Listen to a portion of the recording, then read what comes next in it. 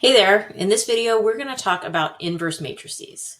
Before we get into those inverse matrices though, we got to start with a little bit of number theory and talk about the concept of an identity. So in number theory, which is just a branch of mathematics that studies the properties of numbers, an identity element is an element that leaves numbers unchanged when an operation is applied to them. So for each operation, you can have a different identity. For instance, an additive identity would be 0 because I can take any number plus 0 and I'll get that number back. And the order doesn't matter here, whether I'm doing a plus 0 or 0 plus a. I get a back no matter what. So that makes 0 an additive identity. A multiplicative identity would be a number that I multiply any number by, and I get that same number out. So if I take a number a times 1, or 1 times a, again, order doesn't matter, I get a back no matter what. So 1 is our multiplicative identity. So we want to have some kind of identity like this for matrices. So that's what we're working towards. And this all does tie into inverses because inverses are elements that give us an identity when the operation is applied to a number. So for instance, with that additive, with addition, negative a would be an additive inverse because if I take a plus negative a, I get the additive identity 0. In multiplication, 1 over a is the multiplicative inverse of a real number a because a times 1 over a will give me 1, the identity for multiplication. Okay, so this is a property that we're looking for. When we're looking for inverses, we need to know, well, what's the identity for a matrix? And then how do I get an inverse from that? Or what does that inverse that gives me the identity look like? Okay, so identities and inverses, these are the building blocks of that we've been using to solve equations ever since you started algebra. And so now we're going to apply these same concepts to matrices. So an identity matrix is a matrix that has ones down the main diagonal. So going from top left to bottom right, I have all ones, and all the other entries in the matrix are 0. If it's a square matrix, so say n by n identity matrix, then we have the special notation where you do I sub n, where n is that dimension, the number of rows and columns. And normally we just use the letter I in general for an identity matrix, and we bold that when we're typing it. So an example would be I3 here is the 3 by 3 identity matrix where I've got a 1 down the main diagonal and then zeros everywhere else. And what makes this an identity matrix is if I take A times this identity matrix I, and again, the order doesn't matter, A times I or I times A, even though those are not always the same with multiplying matrices, if I multiply the identity matrix times any other matrix of the appropriate size, I will just get A back. Okay, so this is why we call this the identity matrix, because it has this identity property, just like with addition and multiplication in real numbers. Okay, so for an inverse, I want to be able to find the matrix that multiplies by A to give me the identity I. So this is how we define an inverse matrix. I'm going to use a similar notation to when you see it with inverse trigonometry functions. So like inverse sine or inverse cosine, that kind of thing. We use that -1 that kind of looks like an exponent, but here this means inverse. So for a matrix A, its inverse will be A inverse is how I would read that, but it's written as A with an exponent of -1 on it. And it has this property that if I multiply A and A inverse, no matter which one goes first, I will get the identity matrix from multiplying that. And so this is a great way to be able to verify that one matrix is the inverse of another, is if I just multiply them and I get an identity matrix, then I can say they're inverses. Okay, so let's do that here. So I have two matrices. There's a matrix A with rows 1, 3, and 2, 4. And then a matrix B with the rows -2, 3/2, and 1, -1/2. And so I want to see if these are matrices or inverse matrices. So I'm going to multiply those two together.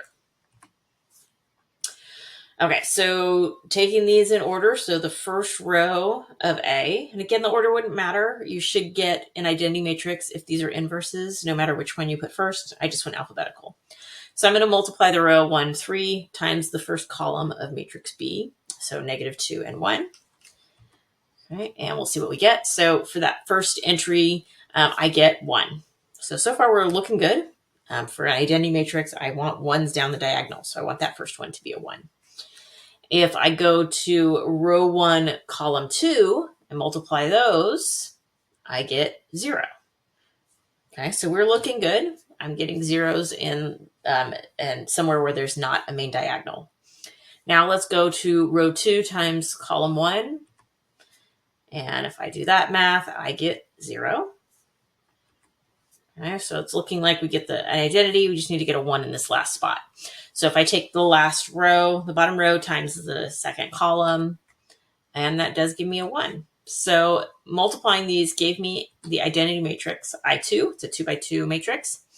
And so I'm able to say that these are, in fact, inverses. So I could say that B is A inverse or A is B inverse, whichever I wanted to use. But they are inverses of each other. Okay, so let's get into some properties of invertible matrices, because now I want to know, okay, does everything have an inverse matrix, or are there limitations to this? So a square matrix A is called invertible, or we will oftentimes call it non-singular. So these are words you can use interchangeably if it has an inverse. And so this means that there exists a matrix B with this property that A times B or B times A gives me the identity matrix I. So this inverse matrix B, I could also call it A inverse, is a unique matrix. So you won't find a matrix that has 2 inverses that are different from each other. You'll get 1 inverse if it has one and it's unique. And an n by n matrix is invertible if and only if it is row equivalent to an identity matrix. So this is going to be helpful and thing to remember when we go to actually trying to find an inverse matrix for a given matrix. That it has to be the matrix in order to be invertible. So in order for it to have an inverse matrix, it has to be row equivalent to an identity matrix. So that means also that if a matrix is not row equivalent to an identity matrix, then it is not going to have an inverse. Okay, so not all matrices have inverses is what this is telling us. And it has to have this property that if I just do a bunch of elementary row operations to it, I can get to an identity matrix. Then that means it's going to have an inverse. Some other properties of inverses to know: if the inverse matrix exists, then A inverse itself is invertible, so it has an inverse. And if I take the inverse of inverse, okay, let me say that again. If I take the inverse of A inverse, I just get A, because A and A inverse are inverses of each other. I know I just said inverse a lot, but that's what we get there. If I take the nth power of a matrix A, this will also be invertible. And I could also do some messing around with those exponents there. A to the n raised to the -1 is the same thing as A inverse to the nth power. And our last property here is A times B is invertible, given that B is the same size as A. And then we can also say that A times B inverse is equal to B inverse times A inverse. So the order really does matter on that one. Okay, so one of the reasons we want inverses is because, just like with equations in algebra, having an inverse operation or inverse function or anything like that allows us to solve equations. And so we want to be able to solve equations with matrices. So let's say I have a matrix AX equals B. Remember, we can write a system of equations in this format where I use matrices to represent the coefficients of a matrix. And so it turns out that the solution to this is going to be A inverse times B. And it will be a unique solution because A inverse is unique. If you're wondering, well, how do we come up with that? Well, if I take this equation, matrix A times matrix X equals B, and I apply the inverse to both sides of this equation, much like we would with any other equation we've done in algebra, then I get A inverse times AX equals A inverse times B.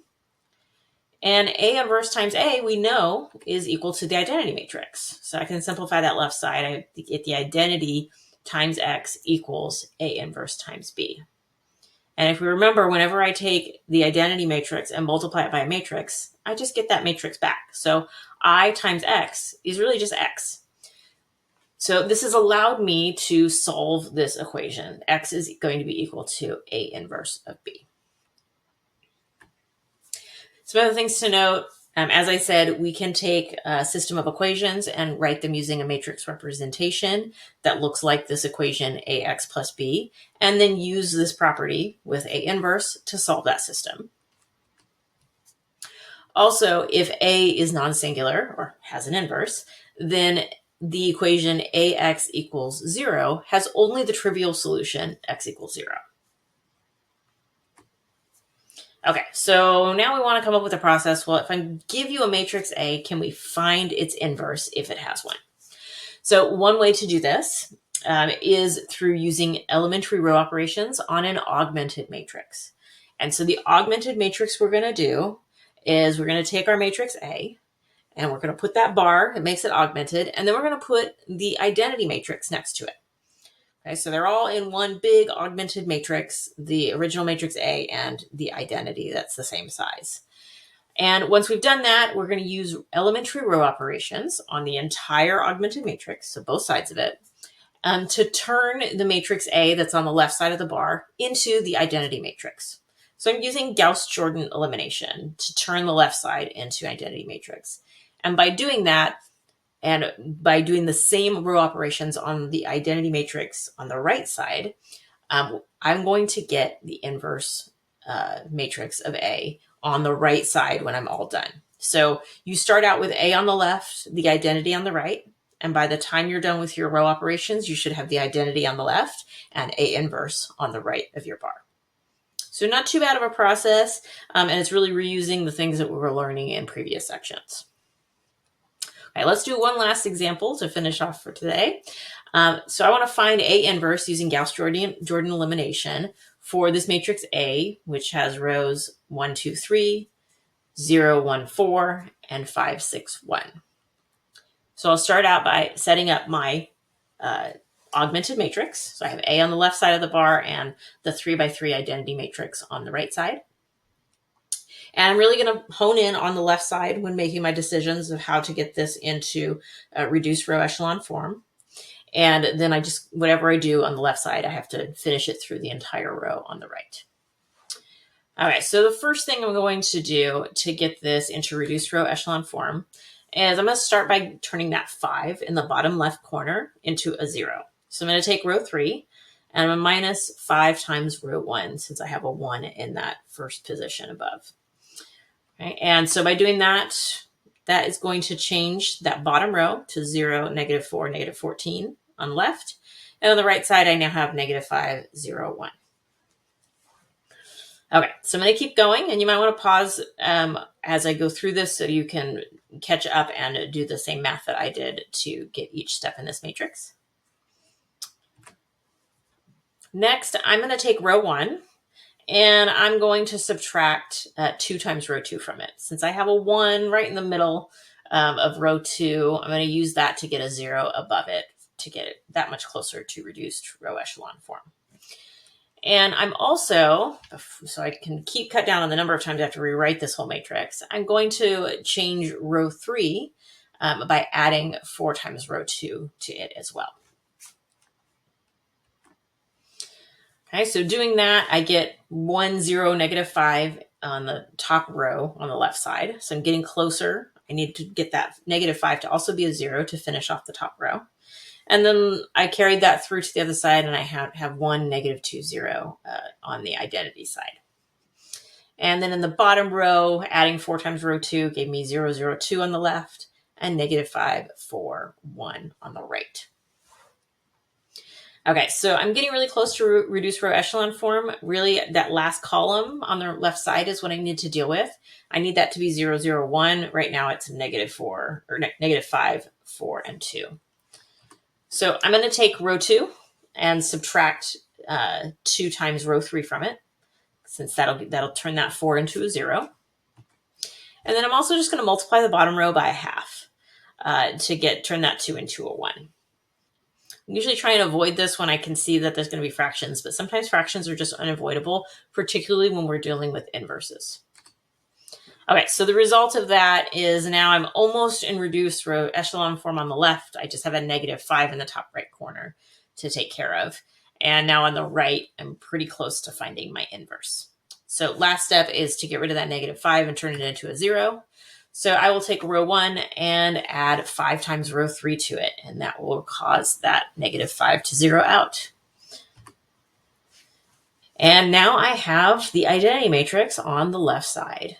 And on the right side is my identity. So I ended up with -11.5, 8, and 2.5. Feel free to use fractions here if you prefer. And then the second row is 10, -7, -2. And the third row is -2.5, 2, and 0.5. And that right there is my inverse matrix. And I can always verify this if I was worried. It's so easy to have an arithmetic mistake while doing these problems. So if you wanted to double check your answer, you can always take A inverse and multiply it by the original matrix A. And that should give you an identity matrix if you've got your inverse matrix down correctly.